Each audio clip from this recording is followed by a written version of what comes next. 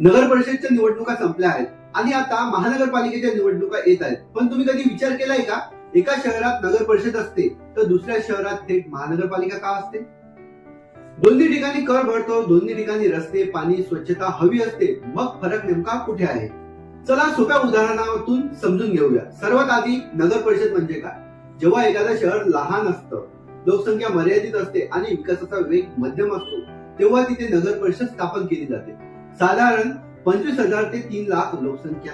नगराध्यक्ष हा लोकप्रतिनिधी, मुख्य अधिकारी हा प्रशासन चालवतो. समजा एखादं शहर लोकसंख्या 80,000, काही भागात पाणी पुरवठा तर काही ठिकाणी अजून मूलभूत सुविधा विकसित होत आहेत, अशा शहरांसाठी नगर परिषद योग्य ठरते. दुसरीकडे महानगरपालिका म्हणजे काय? जेव्हा शहर खूप मोठं होते, लोकसंख्या लाखोंमध्ये जाते, नवीन उपनगर तयार होतात, वाहतूक, ड्रेनेज, आरोग्य यासारख्या समस्या वाढतात, तेव्हा महानगरपालिका गरजेची होते. 3 लाखापेक्षा जास्त लोकसंख्या, महापौर हा लोकप्रतिनिधी, आयुक्त प्रशासनाचा प्रमुख. जसे की पुणे, मुंबई, नागपूर सारखी शहरे जिथे रोज लाखो लोक प्रवास करतात, मोठी रुग्णालये, शाळा, सार्वजनिक वाहतूक आहे, अशा शहरांचा कारभार महानगरपालिकेशिवाय शक्यच नाही. प्रत्यक्ष उदाहरण घ्यायचं झाल्यास लातूर, परभणी, जालना ही शहरे आधी नगर परिषद होती. लोकसंख्या वाढली, शहर विस्तारलं आणि नंतर ती महानगरपालिका झाली.